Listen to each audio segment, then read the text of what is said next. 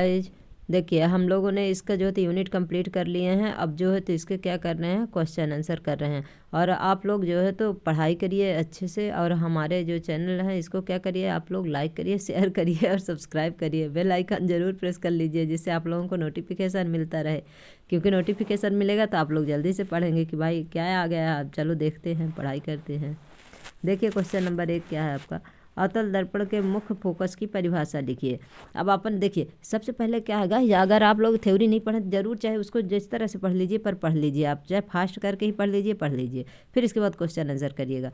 तो अवतल दर्पण के मुख्य अक्ष के समांतर आपतित सभी किरणें परावर्तित होकर मुख्य अक्ष के एक बिंदु पर प्रतिच्छेद करती हैं।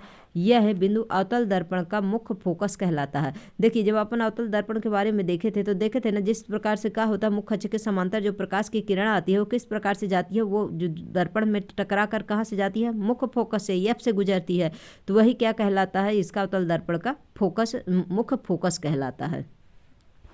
फिर क्वेश्चन नंबर 2 देखिए कि एक गोलीय दर्पण की वक्रता त्रिज्या 20 सेंटीमीटर है, तो इसकी फोकस दूरी ज्ञात करना। जब फोकस दूरी ज्ञात करना है तो इसका फार्मूला क्या होता है, इसका जो है तो F=R/2 होता है फोकस दूरी ज्ञात करने के लिए। तो आर कितना दिया हुआ है आपका, 20 सेंटीमीटर दिया हुआ है। R=2F होता है। अब इसको जो जब 2F होता है और F निकालने के लिए क्या करेंगे, जब फोकस दूरी निकालने के लिए, वैसे तो देखिए जो अगर आपको R निकालना होता तो फिर क्या होता, R निकालने के लिए इसमें इंटू हो जाता 2 में, तो आपका 40 आ जाता। लेकिन F निकालना तो F इधर लाएंगे तो R/2 हो जाएगा, R/2 हो जाएगा जब, तो F=20/2 हो जाएगा। तो कितना आ जाएगा आपका, 10 सेंटीमीटर आ जाएगा।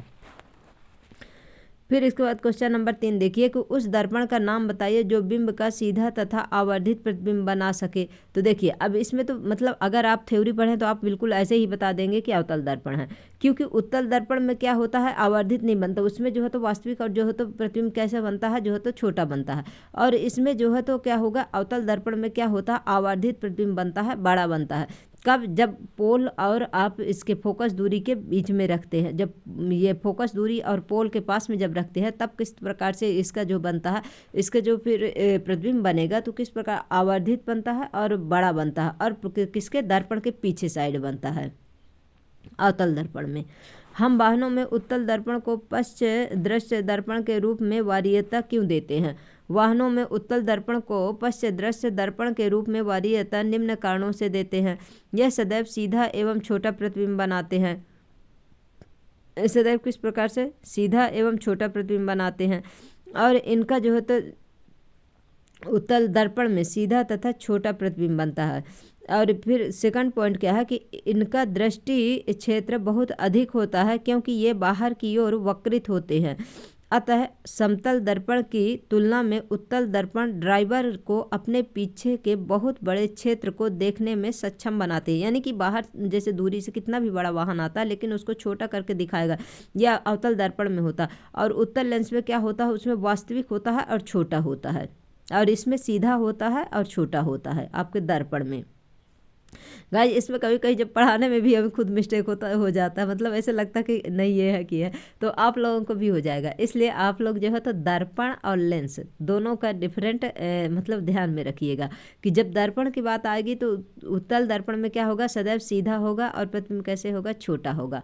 और जब आपको लेंस की बात आएगी तो उसमें वास्तविक और उल्टा होता है, क्योंकि उसमें प्रतिबिंब नीचे की ओर बनते हैं, इसलिए वास्तविक होता है और उल्टा होता है लेंस में आपका। फिर देखिए इस क्वेश्चन नंबर इसमें कि उस उत्तल दर्पण की फोकस दूरी ज्ञात कीजिए जिसकी वक्रता त्रिज्या कितनी दी हुई है, 32 सेंटीमीटर दी हुई है। तो उत्तल दर्पण की वक्रता त्रिज्या कितनी दी हुई है, 32 सेंटीमीटर दी हुई है। अब इसके जो है तो इसका फार्मूला में रख देंगे कि F=R/2, क्योंकि वक्रता त्रिज्या ज्ञात करना है। तो वक्रता त्रिज्या आपका R/2, R दिया हुआ है 32 सेंटीमीटर और 2 क्या है, फार्मूला में है, तो 2 का इसमें 32 में भाग दे देंगे तो 16 सेंटीमीटर आ जाएगा। उत्तल दर्पण की फोकस दूरी कितनी आ जाएगी, 16 सेंटीमीटर हो जाएगी।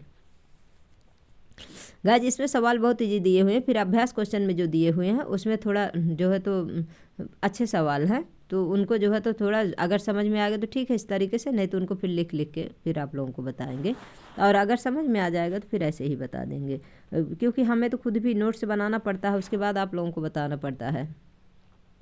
कोई अवतल दर्पण अपने सामने 10 सेंटीमीटर दूरी पर रखे किसी बिंब का 3 गुना आवर्धित बड़ा वास्तविक प्रतिबिंब बनाता है तो प्रतिबिंब दर्पण से कितनी दूरी पर है। अब देखिए वास्तविक जब प्रतिबिंब बनेगा और तो इसे क्या करना, प्रतिबिंब दर्पण से कितनी दूरी पर है, प्रतिबिंब जो बन रहा है वो दर्पण से डिस्टेंस कितना है ये अपने को ज्ञात करना।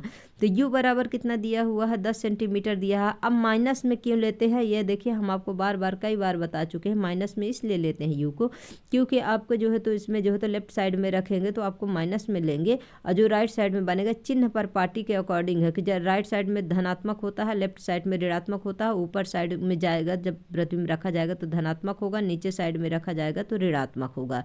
तो इस चीज चिन्ह पर पार्टी के अकॉर्डिंग ही दर्पण में और लेंस में इसमें जो है तो इनको रखा जाता है। फिर मैग्नीफिकेशन जो निकालना हो कितना है, 3 गुना है। जब 3 गुना है तो मैग्नीफिकेशन ये भी किस में लेंगे, माइनस का 3 लेंगे, चूंकि प्रतिबिंब कैसे है, वास्तविक है। m बराबर कितना है, माइनस भी अपन यू है, यानी क्या है, मैग्नीफिकेशन निकालना है। भी माइनस भी क्या है, प्रतिबिंब बटे बिंब है। तो आपका क्या है, मैग्नीफिकेशन कितना दिया हुआ, 3 गुना दिया हुआ है, यानी माइनस का 3 दिया हुआ है, और माइनस का भी जो है अपन यू है। तो यू जो है तो कितना दिया हुआ है आपका, 10 सेंटीमीटर दिया हुआ है। तो भी बराबर कितना हो जाएगा, यू का 3 में गुणा हो जाएगा तो 10 तिहाई 30 हो जाएगा। तो माइनस का कितना आ जाएगा, 30 सेंटीमीटर आ जाएगा। तो प्रतिबिंब दर्पण के सामने कितना है, 30 सेंटीमीटर की दूरी पर बनता है। इसके बाद ये क्वेश्चन देखिए, वायु में गमन करती प्रकाश की एक किरण जल में तिरछी प्रवेश करती है, क्या प्रकाश किरण अभिलंब की ओर झुकेगी अथवा अभिलंब से दूर हटेगी, बताइए क्यों। तो देखिए इसको हम पहले ही जब आपको थ्योरी पढ़ाए तब बता चुके हैं कि जब आपका मतलब रेयर से डेंसर में जाएगा तो क्या होगा, अभिलंब की ओर झुकेगी, और जब आपका डेंसर से रेयर में जाएगा तो क्या हो जाएगा, अभिलंब से दूर हटेगी प्रकाश की किरण। तो प्रकाश की किरण जब वायु से जल में गमन करती है तो यह अभिलंब की ओर झुकेगी, क्योंकि जल वायु की तुलना में सघन माध्यम है, अर्थात प्रकाश की किरणें विरल से सघन माध्यम में प्रवेश करने पर अभिलंब की ओर झुकेगी। प्रकाश वायु के अपवर्तनांक यानी कि वायु में अपवर्तनांक कितना है, 1.50 अपवर्तनांक की कांच की प्लेट में प्रवेश करता है, यानी कांच का अपवर्तनांक कितना है, 1.50 है। कांच में प्रकाश की चाल कितनी है, निर्वात में प्रकाश की चाल 3 × 10⁸ मीटर पर सेकंड है, यानी कि निर्वात में या वायु में प्रकाश की चाल अगर आपसे कभी भी पूछा जाए तो कितना होता है, 3 × 10⁸ मीटर पर सेकंड होते हैं। और कांच में प्रकाश अपवर्तनांक कितना दिया है, 1.50 दिया हुआ है। तो देखिए निर्वात के लिए किसका यूज करते हैं, सी को, और कांच के लिए जो है तो nm है, ठीक है ना। 3 × 10⁸ मीटर सेकंड किस में है आपका, निर्वात में या वायु में। फिर इसके बाद कांच का अपवर्तनांक कितना दिया है, 1.50 दिया हुआ है। फिर nm यानी कि जो इसका मीडियम है, nm यानी कि मिरर है जो कांच का जो निकालेंगे, उस इक्वल टू C/V यानी वायु में अपवर्तनांक बटे भी, यानी कांच में प्रकाश की चाल क्या है, जो ये पदार्थ दिया हुआ है भी को उसी से डिनोट करते हैं। भी में जो मतलब आपको जैसे कांच दिया हुआ है, पानी दिया हुआ है, हीरा दिया हुआ है, कुछ भी दिया हो, जो भी पदार्थ दिया होगा वही क्या है उसके उसमें प्रकाश की चाल लिखना होगा। तो 1.50 × 3 × 10⁸ मीटर सेकंड बटे भी आ गया। अब इसमें जब जब भी को इधर लाएंगे, भी निकालेंगे तो इसमें 3 × 10⁸ मीटर पर सेकंड बटे 1.5 = 2 × 10⁸ मीटर पर सेकंड, यानी कि इसमें जो है तो कांच में प्रकाश की चाल कितनी है, 2 × 10⁸ मीटर पर सेकंड है। 15 का इसमें भाग दे देंगे तो 15 दूना 30 हो जाएगा, पॉइंट हटाएंगे तो ऊपर 0 लगाएंगे तो ये 3 जो है तो 30 हो जाएगा, 15 का भाग दे देंगे तो 2 आ जाएगा, 2 × 10⁸ मीटर पर सेकंड हो जाएगा कांच में प्रकाश की चाल। अब ये सारणी 10.3 इसमें दिया हुआ है, पर ये 10.3 नहीं है, उसमें आपकी जो बुक है तो उसमें 9.3 दिया हुआ है। 9.3 में अधिकतम प्रकाशीय के घनत्व के माध्यम को ज्ञात कीजिए, न्यूनतम प्रकाशिक घनत्व के माध्यम को भी ज्ञात कीजिए। अब देखिए इसमें जो है तो किसमें सबसे अधिक घनत्व होता है, तो आपका कांच में होता है, सबसे कम किसमें होता है आपका जो है तो वायु में होता है। दिए गए सारणी 10.3 यानी कि 9.3 में अवलोकन से पता चलता है। इसके जो अपवर्तनांक की सारणी है इसको शॉर्ट्स में डाल दूंगी, आप लोग उसे नोट कर लीजिएगा, देख लीजिएगा। आप लोगों की बुक में तो दिया है, पर बुक में दिया ही रहता है, अपन ध्यान नहीं देते हैं, इसलिए जो है इसको शॉर्ट्स में डाल दूंगी और आप लोग जो है इसे जैसे वायु का हो गया, कांच का हो गया, हीरे का हो गया, मिट्टी के तेल का हो गया, केरोसिन का हो गया, इनके कुछ एल्कोहल का हो गया, इनके क्या है आप लोगों को अपवर्तनांक जो है तो ध्यान में रखना है कि किसका कितना अपवर्तनांक है। अवलोकन से पता चलता है कि अधिकतम प्रकाशिक घनत्व का माध्यम हीरा है जिसका अपवर्तनांक कितना है 2.42 होता है हीरे का, तथा न्यूनतम प्रकाशिक घनत्व का माध्यम वायु का है जिसका अपवर्तनांक कितना है 1.003 है। आपको केरोसिन, तारपीन का तेल तथा जल दिए गए हैं, इनमें से किसमें प्रकाश सबसे अधिक तीव्र गति से चलते हैं। तो देखिए जिसका कम अपवर्तनांक होगा उसमें तेज चलेगा, जिसमें ज़्यादा अपवर्तनांक होगा उसमें कम चलेगा। तो इसमें केरोसिन का अपवर्तनांक कितना दिया हुआ है 1.44 दिया हुआ है, तारपीन के तेल का अपवर्तनांक 1.47 दिया हुआ है, जल का अपवर्तनांक कितना 1.33 दिया हो। तो सबसे कम किसका अपवर्तनांक है, जल का है। यहाँ जल का अपवर्तनांक न्यूनतम है, अतः केरोसिन तथा तारपीन के तेल की अपेक्षा जल में प्रकाश सबसे अधिक तीव्र गति से गति करेगा, क्योंकि V=C/N के अनुसार न्यूनतम अपवर्तनांक वाले माध्यम में प्रकाश का वेग चाल अधिकतम होगा। हीरे का अपवर्तनांक 2.42 है, इस कथन का क्या अभिप्राय है। तो हमें ज्ञात है कि किसी माध्यम का अपवर्तनांक है Nm वायु या निर्वात में प्रकाश की चाल बटे माध्यम में प्रकाश की चाल, यानी कि C/V। Nm=C/V होता है। ये क्या है, इसका फार्मूला है, इसी तरह से रखा जाता है। यानी वो सबसे पहले क्या है, प्रकाश की चाल, वायु में प्रकाश की चाल या निर्वात में प्रकाश की चाल बटे माध्यम में प्रकाश की चाल, यानी कि जो आपको पदार्थ दिया होगा उसी का क्या अपवर्तनांक लिखेंगे। तो C=3 × 10⁸ मीटर पर सेकंड है। तो जिसमें से क्या होता है, हीरे का प्रकाश की चाल कितना होता है 2.42 होता है। तो V=C/Nm यानी कि 3 × 10⁸ मीटर पर सेकंड अपन 2.42 है। और जब V= निकालेंगे तो इसका 2.42 का भाग देंगे तो 12 पॉइंट कुछ आता है, ऐसे करके उसमें जब भाग देते हैं तो इसीलिए उसको जो है तो 433 फिर 6 आ जाता है। तो इसलिए इसको जो है तो कितना ले लिया 1.24 × 10⁸ मीटर पर सेकंड हो गया। यानी कि जो हीरे का अपवर्तनांक है, कहने का मतलब ये कितना हो जाता है आपका, हीरे में प्रकाश की चाल न्यूनतम है क्योंकि इसका अपवर्तनांक अधिकतम है। हीरे में प्रकाश की चाल वायु निर्वात में प्रकाश की चाल का 1/2.42 भाग है। ये आपका NCERT सॉल्यूशन से आप लोगों को बता रही हूँ। फिर इसके बाद देखिए, किसी लेंस का एक डायोप्टर क्षमता परिभाषित कीजिए। एक डायोप्टर उस लेंस की क्षमता जिसकी फोकस दूरी 1 मीटर हो, अर्थात एक डायोप्टर में 1 मीटर की पावर -1 होती है। यानी कि आपको जब डायोप्टर पढ़े थे उसमें थ्योरी में, उसमें भी ये चीज़ पढ़ा गया था कि जिसकी फोकस दूरी 1 मीटर होती है तो एक डायोप्टर में कितना होता है 1 मीटर -1 होता है।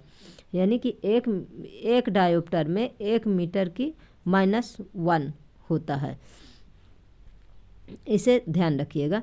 कोई उत्तल लेंस किसी सुई का वास्तविक तथा उल्टा प्रतिबिंब उस लेंस से 50 सेंटीमीटर दूरी बनता है। यह सुई उत्तल लेंस के सामने कहाँ रखी है। यदि इसका प्रतिबिंब उसी साइज का बन रहा है जिस साइज का बिंब है, तो F2 में अपन जब रख के देखे थे ना कि F2 में जब प्रकाश रखते हैं, बिंब रखते हैं लेंस में, तो कैसे बनता है, F2 में बनता है और सेम साइज का बनता है। जब अपन लेंस वाला जो लास्ट पार्ट किए हैं 5 वाला पार्ट, उसमें जो है तो आप लोगों को पूरा डायग्राम से बताई हूँ। लेंस की क्षमता भी ज्ञात कीजिए इसमें। चूँकि उत्तल लेंस द्वारा सुई का वास्तविक और उल्टा प्रतिबिंब लेंस से 50 सेंटीमीटर दूरी बनता है, इसीलिए V= +50 सेंटीमीटर हो जाएगा। दिया प्रतिबिंब का साइज H', बिंब का साइज H, यानी कि H'/H होता है। तो प्रतिबिंब V/U होता है। प्रतिबिंब को V से और बिंब को U से डिनोट करते हैं। तो H'/H V/U हो जाता है इसका फार्मूला। जब भी निकालेंगे तो U बराबर कितना हो गया 50 सेंटीमीटर हो गया। चिन्ह पर पार्टी के अकॉर्डिंग U क्या है, इधर देखिए लेफ्ट साइड में रखते, इसलिए -50 सेंटीमीटर हो गया। जब -50 सेंटीमीटर हो गया तो 1/V - 1/U = 1/F हो गया। क्योंकि इसमें क्या है, लेंस की बात कही है, लेंस के बात कही है तो इसमें क्या हो जाएगा, माइनस लगता है। और आपका अगर मिरर होगा तो उसमें क्या होता है, प्लस लगता है। बस यही दोनों में लेंस और मिरर में डिफरेंट है। फिर 1/50 सेंटीमीटर माइनस 1/-50 सेंटीमीटर है, तो 1/50 के एलसीएम ले लेंगे तो कितना हो जाएगा, देखिए इसका 25 हो जाएगा। 1/25 सेंटीमीटर हो जाएगा, जो कि F प्लस का 25 सेंटीमीटर है, जो कि 0.25 मीटर है। 0.25 मीटर, क्योंकि पावर जब निकालेंगे लेंस की क्षमता को फार्मूला क्या है, P=1/F होता है। तो वो F कितना दिया हुआ है, 0.25 दिया हुआ है आपका। जब 0.25 दिया हुआ है तो और यहाँ पॉइंट है, यहाँ पॉइंट हटाएंगे, ऊपर लगाएंगे 2 जीरो लगाएंगे और तो ये 100 हो जाएगा। और जब 25 का जो आप इसमें 100 में भाग देंगे तो कितना आ जाएगा आपका, 4 डायोप्टर आ जाएगा। 2 मीटर फोकस दूरी वाले किसी अवतल लेंस की क्षमता ज्ञात कीजिए। अवतल लेंस की फोकस दूरी f बराबर -2m है। अवतल लेंस की फोकस दूरी f बराबर -2m है। लेंस की क्षमता P=1/F है, बराबर 1/-2m है। तो क्या आ जाएगा, 2 का आप 1 में भाग देंगे तो 0.5 डायोप्टर आ जाएगा। यानी कि ऊपर जो है तो 1 में तो भाग नहीं जाएगा, इसलिए जो है तो 0 यानी कि भाग 5 लब्धे 0, फिर दशमलव लगा देंगे और फिर इसके बाद क्या आ जाएगा, 2×5 = 10 हो जाएगा। इसीलिए क्या हो जाएगा, 0.5 डायोप्टर हो जाएगा। क्यों, क्योंकि ये अवतल लेंस है, इसलिए जो होता है 0 माइनस में आएगा 0.5 डायोप्टर। फिर देखिए इसमें निम्न में से कौन सा पदार्थ लेंस बनाने के लिए उपयुक्त नहीं किया जा सकता है। तो इसमें से देखिए जल भी कांच का काम कर सकता है, कांच भी करेगा, प्लास्टिक भी करेगा लेंस बना, लेकिन मिट्टी नहीं करेगा। इसलिए इसमें क्या हो जाएगा, मिट्टी हो जाएगा। ये आपका अभ्यास क्वेश्चन जो है उसमें से जो है तो ये दिए हुए हैं। किसी बिंब का अवतल दर्पण द्वारा बना प्रतिबिंब आभासी, सीधा तथा बिंब से बड़ा पाया जाता है। वस्तु की स्थिति कहाँ होनी चाहिए। तो देखिए ये अपन जब दर्पण के ध्रुव यानी कि जो पोल है और जो है तो मुख्य फोकस के बीच में रखते हैं अवतल दर्पण में, तब बनता है। आभासी बनता है, सीधा बनता है और बिंब से बड़ा बनता है और दर्पण के पीछे बनता है। किसी बिंब का वास्तविक तथा समान साइज का प्रतिबिंब प्राप्त करने के लिए बिंब को उत्तल लेंस के सामने कहाँ रखें। तो फोकस दूरी की 2 गुनी दूरी पर रखना होगा। किसी बिंब का वास्तविक समान साइज का प्रतिबिंब प्राप्त करने के लिए बिंब को उत्तल लेंस के सामने कहाँ रखें। यहाँ उत्तल लेंस की बात कहा, उत्तल लेंस कहाँ रखेंगे, फोकस दूरी की 2 गुनी दूरी पर, यानी 2f1 पर रखते हैं। तो क्या होता है, उसका जो है तो 2f2 पर उसका जो है तो क्या होता है, प्रतिबिंब प्राप्त होता है और सेम साइज का प्राप्त होता है। किसी गोलीय दर्पण तथा किसी पतले गोलीय लेंस दोनों की फोकस दूरियां -15 सेंटीमीटर है, तो दर्पण तथा लेंस संभवतः है। तो देखिए आपको जब थ्योरी पढ़ाई हूँ तो उसमें भी बताई हूँ कि आपको जो अवतल लेंस है और अवतल दर्पण है, दोनों में क्या होता है, आपका लेफ्ट साइड में क्या होते हैं, बिंब रखे जाते हैं। इसीलिए जो है तो क्या है, इसे माइनस में लेते हैं। इसलिए जो है तो ये दोनों क्या हो जाएंगे, गोलीय दर्पण और आपका गोलीय लेंस दोनों हो जाएंगे अवतल, दोनों अवतल कहलाएंगे। किसी दर्पण में आप चाहे कितनी ही दूरी पर खड़े हों, आपका प्रतिबिंब सदैव सीधा प्रतीत होता है। संभवतः दर्पण है। तो देखिए इसमें संभवतः यानी कि सदैव सीधा प्रतिबिंब सीधा प्रतीत होता है। सदैव सीधा एक तो उत्तल दर्पण है आपका, और ये समतल दर्पण और उत्तल, ये दोनों में क्या होता है, सदैव सीधा जो है तो उत्तल दर्पण, यानी समतल दर्पण और उत्तल दर्पण दोनों जो है तो इसमें क्या होगा, सदैव सीधा बनेगा, सदैव सीधा प्रतिबिंब बनेगा। किसी शब्दकोश में पाए गए छोटे अक्षरों को पढ़ते समय आप निम्न में से कौन सा लेंस पसंद करेंगे। तो जो मतलब 5 सेंटीमीटर फोकस दूरी का क्या होगा, उत्तल लेंस हो जाएगा छोटे अक्षरों को पढ़ने के लिए, क्योंकि जो पास की चीज़ें देखने के लिए आप उत्तल लेंस को जो है तो प्रयोग करते हैं, दूर की चीज़ देखने के लिए आप अवतल लेंस का प्रयोग करते हैं। क्योंकि अवतल लेंस क्या करता है, प्रकाश को डाइवर्जेंट करता है और उत्तल लेंस क्या करता है, प्रकाश को कन्वर्जेंट करता है, यानी कि उसे पास में फोकस करता है।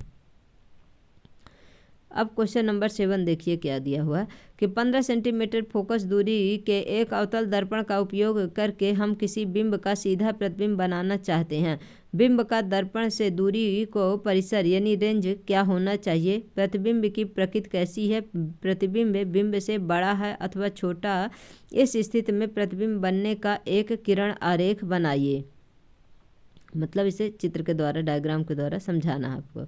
तो बिंब का दर्पण से दूरी का परिसर 0 सेंटीमीटर है, 15 सेंटीमीटर के बीच होना चाहिए, क्योंकि जब बिंब दर्पण के ध्रुव P तथा मुख्य फोकस के बीच में रखा होता है तभी उसका सीधा प्रतिबिंब बनता है। ये किस में होता है? आपका अवतल दर्पण में होता है।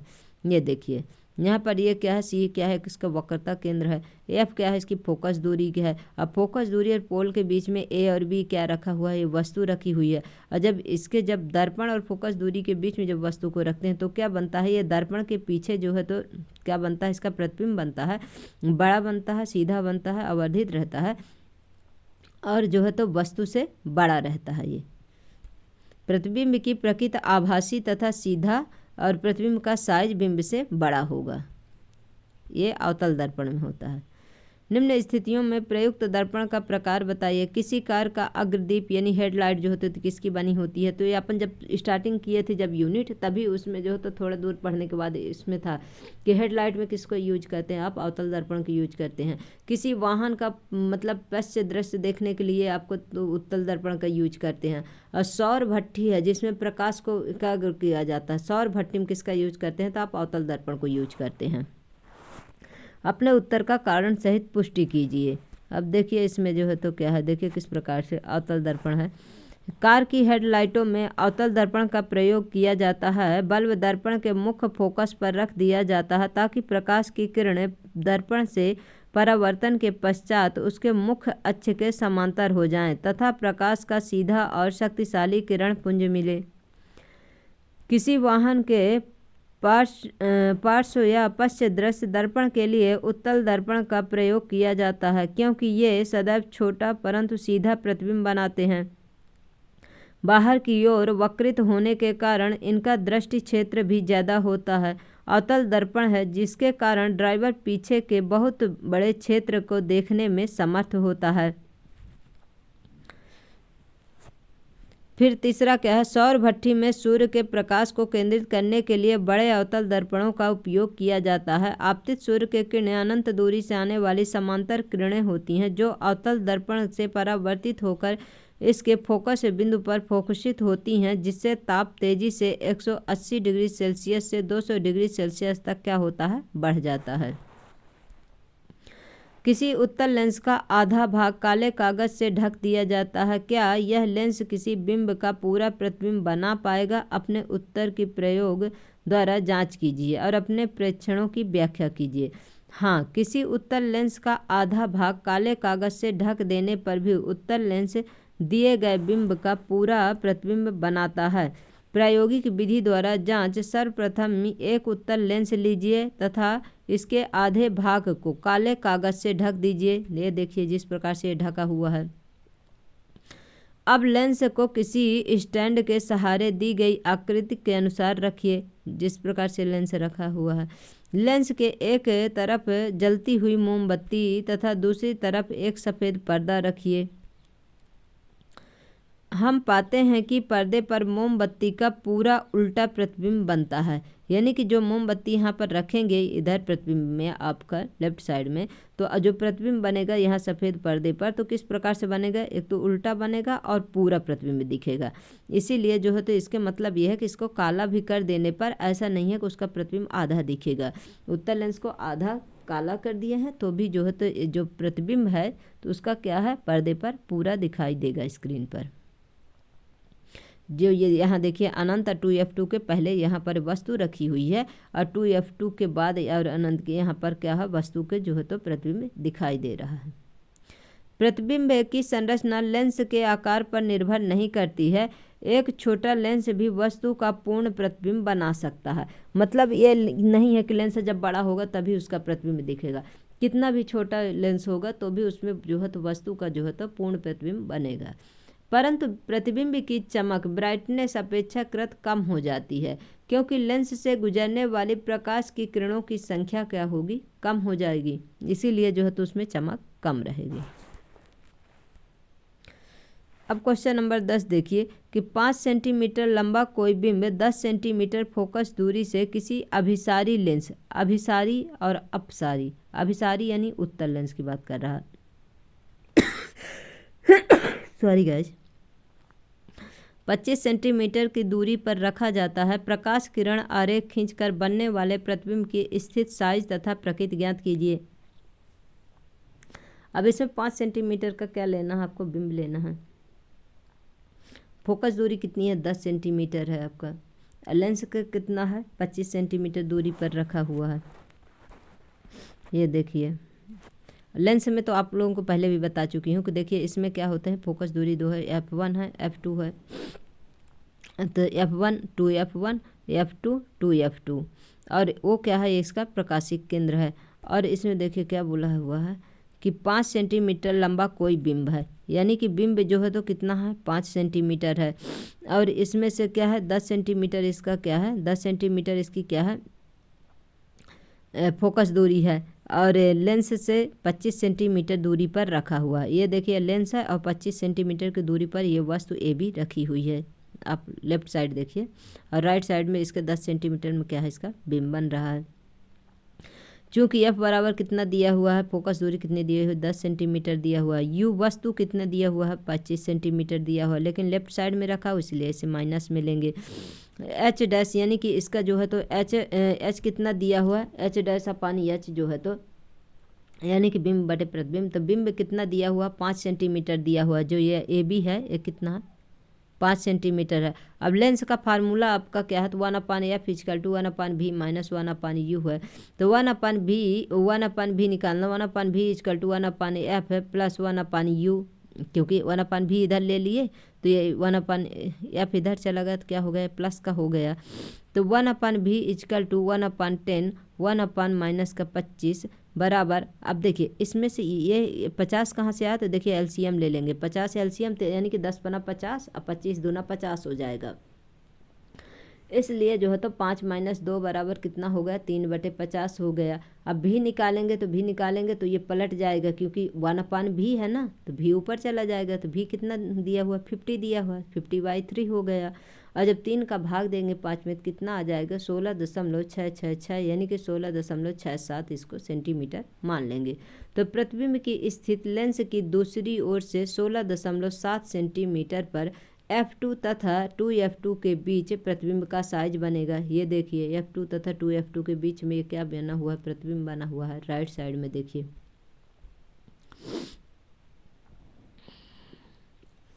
फिर इसके बाद क्या हुआ है कि प्रतिबिंब का साइज यानी कि प्रतिबिंब का साइज यानी मैग्नीफिकेशन निकालना है। तो m equal to v upon u होता है, h अपान h डैश निकालना, h डैश अपान h होता है। तो इसमें क्या होगा, देखिए 50/3 हो गया, आपका क्या आया है, ये जो v आया है। और ये 25 का दिया हुआ आपका वस्तु से लेंस से वस्तु की दूरी दी हुई है, 25 दी हुई है। अब इसे जब करेंगे तो h डैश अपान 5 हो गया इजकल टू माइनस का 2/3 equal to h dash upon 5। तो इस प्रकार से ये क्या हो जाएगा, देखिए ये 50 है तो ये 50 है तो 25 दूना 50, 2/3 आ गया नीचे, ये देखिए नीचे। और यहाँ h डैश अपान 5 मीटर वस्तु जो रखी हुई है वहाँ पर, ये जो सवाल में आपका दिया हुआ है ये 5 सेंटीमीटर, ये देखिए ये दिया हो 5 सेंटीमीटर लंबा कोई बिंब है, यानी कि वस्तु कितना दिया हुआ, 5 सेंटीमीटर दिया हुआ है। तो इसीलिए h/5 h डैश अपान यानी प्रतिबिंब को डैश से और जो वस्तु है बिंब है उससे 5 है बराबर 2 आ गया, 25 दूना 50 आ गया, यानी कि 2/3 आ गया आपका। तो h डैश अपान 5 आ गया, ये वस्तु की जो दूरी है। तो जब h डैश निकालेंगे तो ये क्या हो गया, 5 तिरिया गुणा हो गया, 5 दूना 10 माइनस का 10/3 हो गया, 3 का 10 में भाग दे देंगे तो कितना आ जाएगा, माइनस का 3.33 सेंटीमीटर हो जाएगा। तब प्रतिबिंब का साइज कैसे है आपका, छोटा है, यानी कि बिंब आपका कितना दिया हुआ है, 5 सेंटीमीटर का दिया हुआ। अब प्रतिबिंब कितना प्राप्त हुआ आपका, 3.33 सेंटीमीटर हुआ, यानी प्रतिबिंब का साइज क्या है, बिंब से छोटा है। यानी प्रतिबिंब की प्रकृति कैसे है, वास्तविक तथा उल्टा है। जब बिंब से प्रतिबिंब छोटा आएगा तो यानी उत्तल लेंस की बात कर रहा है यहाँ पर, वास्तविक तथा उल्टा हो जाएगा। इस चीज़ को ध्यान रखिएगा, नहीं तो फिर क्या है भूल जाओ, वास्तविक तथा उल्टा जहाँ पर होता है और प्रतिबिंब जो है बिंब से छोटा होता है तो वहाँ पर क्या होता है आपका उत्तल लेंस होता है। अब गाइज इसके बाद क्वेश्चन नंबर 11 से जो है तो नेक्स्ट पार्ट में आपको करा दूंगी बाकी के जो क्वेश्चन हैं, क्योंकि सभी सवाल ही सवाल हैं जो क्या है इकट्ठा समझ में नहीं आएंगे। एक छोटा वीडियो बन जाएगा और जो है तो 11 से लेके जो 15-16 जो भी सवाल हैं, कितने हैं आपके देख लेते हैं, 14, 15, 16, 17 सवाल हैं। तो 11 से लेकर 17 तक आपके सवाल जो है तो नेक्स्ट वीडियो में कराऊंगी। गाइज आपको हमारी क्लास कैसी लगती है, आप लोग हमारे क्लास को लाइक करिए, शेयर करिए, सब्सक्राइब करिए, बेल आइकन जरूर प्रेस कर लीजिए गाइज, जिससे कि आपको नोटिफिकेशन मिलता रहे। Thank you so much guys, और सब्सक्राइब जरूर कर लीजिए गाइज।